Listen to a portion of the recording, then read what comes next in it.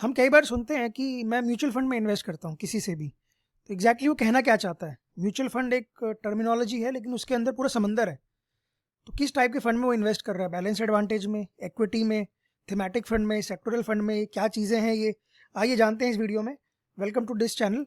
And अगले 5 minute में मैं आपको दिखाऊंगा किस प्रकार के म्यूचुअल फंड होते हैं। 5 अलग अलग प्रकार के म्यूचुअल फंड होते हैं और उसके अंदर में क्या क्या कैटेगरीज होती है। तो लेट्स स्टार्ट आवर वीडियो। तो अगर हम एसेट क्लास के बेसिस पे बात करें तो किस टाइप के म्यूचुअल फंड्स होते हैं? एक होते हैं इक्विटी म्यूचुअल फंड्स जो कि स्टॉक्स में इन्वेस्ट करते हैं। दूसरे होते हैं डेट म्यूचुअल फंड्स जो कि बॉन्ड्स में, डिबेंचर्स में इन्वेस्ट करते हैं। तीसरे होते हैं हाइब्रिड फंड्स, वो इक्विटी और डेट का मिक्सचर होते हैं। कभी इधर इन्वेस्ट करेंगे, कभी उधर इन्वेस्ट करेंगे मार्केट के हिसाब से, जैसे कि बैलेंस एडवांटेज फंड। फिर होते हैं गोल्ड और सिल्वर फंड्स जो कि प्रीशियस मेटल्स में इन्वेस्ट करते हैं। गोल्ड ईटीएफ आजकल फेमस हो गए हैं कि फिजिकल गोल्ड की जगह लोग ईटीएफ में प्रेफर करते हैं। पैसा डाला आपने, गोल्ड बढ़ा और पैसा निकाल लिया, तो गोल्ड रखने की सरदर्दी नहीं। फिर होते हैं रियल एस्टेट फंड, रीट्स बोलते हैं इनको। तो ये रियल एस्टेट में इन्वेस्ट करते हैं। तो आपको करोड़ों की संपत्ति लेने की ज़रूरत नहीं है, 500 रुपये भी एसआईपी करके आप रीट्स में इन्वेस्ट कर सकते हैं और जो भी उसका कैलकुलेशन होगा वो आपको पैसा मिलेगा उसका। सेकेंड कैटेगरी आती है बेस्ड ऑन इन्वेस्टमेंट की स्ट्रैटेजी कैसी है। एक होता है थीमेटिक फंड, उससे पहले मैं बताऊंगा सेक्टोरल फंड्स। सेक्टर जैसे हो गया बैंकिंग सेक्टर, आईटी सेक्टर, तो इस तरह की चीज़ों में इन्वेस्ट करता है। तो ये हाई रिस्क होते हैं क्योंकि मान लो कोई सेक्टर नहीं चला काफ़ी टाइम तक तो आपका पैसा अटक जाएगा।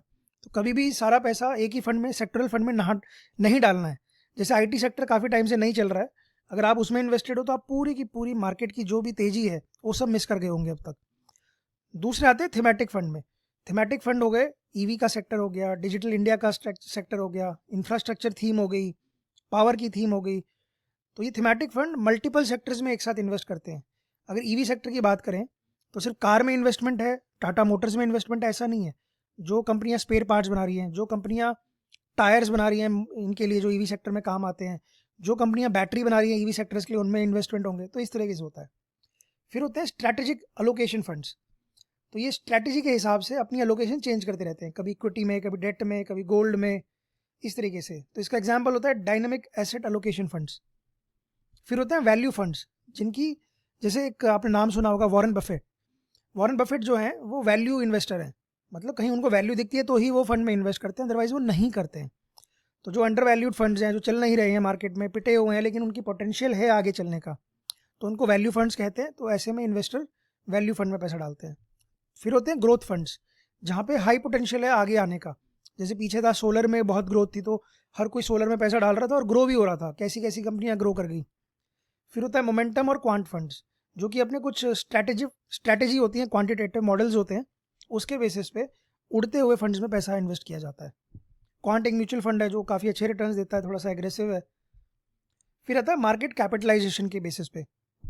तो मार्केट कैप एक रियल पिक्चर देता है आपको किसी भी स्टॉक का, कि प्राइस क्या है। किसी स्टॉक का प्राइस 1000 है और एक का प्राइस है 100 रुपये, तो 1000 वाला अच्छा है और महंगा है, ज़रूरी नहीं ऐसा हो। तो डिपेंड करता है कि उसका मार्केट कैप क्या है। मार्केट कैप क्या होता है? Number of shares into price. तो जैसे रिलायंस है, रिलायंस से महंगे तो बहुत सारे स्टॉक्स हैं, तो ऐसा नहीं है कि वो अच्छे हैं। सबसे ज़्यादा इंडिया में मार्केट कैपिटलाइजेशन जो है वो रिलायंस का है, फिर एचडीएफसी बैंक का, एंड सोसो टीसीएस। तो मार्केट कैपिटलाइजेशन पे बात करें तो लार्ज कैप फंड होते हैं जो टॉप 100 कंपनियों में फंड इन्वेस्ट करते हैं। मिड कैप फंड होते हैं जो 101 से 250 में इन्वेस्ट करते हैं, जो उभरती हुई कंपनियां हैं। स्मॉल कैप फंड होते हैं जो 251 एंड बियॉन्ड इन्वेस्ट करते हैं, जो कल को बड़ी कंपनियां बन सकती हैं। तो स्मॉल कैप बाई नेचर बहुत वोलेटाइल होते हैं, ऊपर नीचे बहुत तेज़ी से जाते हैं।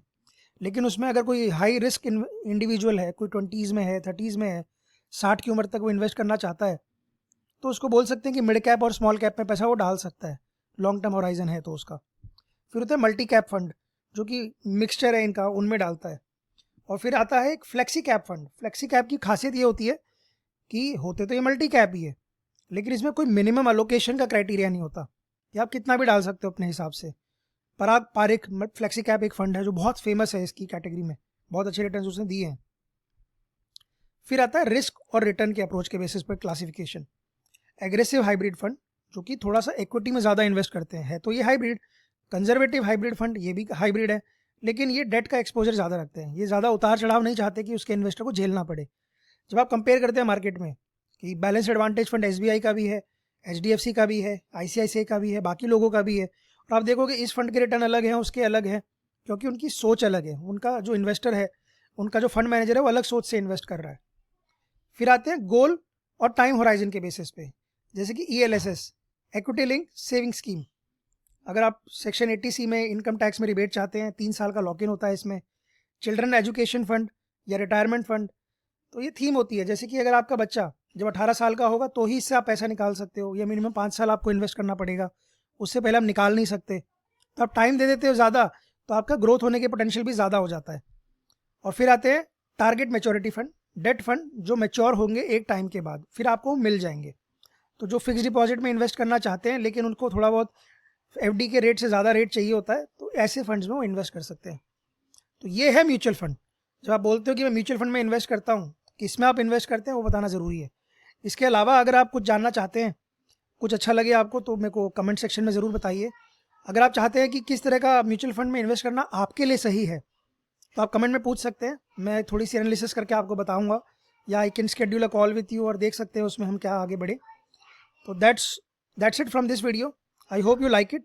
अगर आपको ऐसे और वीडियो देखने हैं तो मेरे चैनल पे आप जाइए, और वीडियोज़ आपको मिलेंगे investment, mutual fund, insurance products के। तो thanks for watching, bye bye, see you in next video.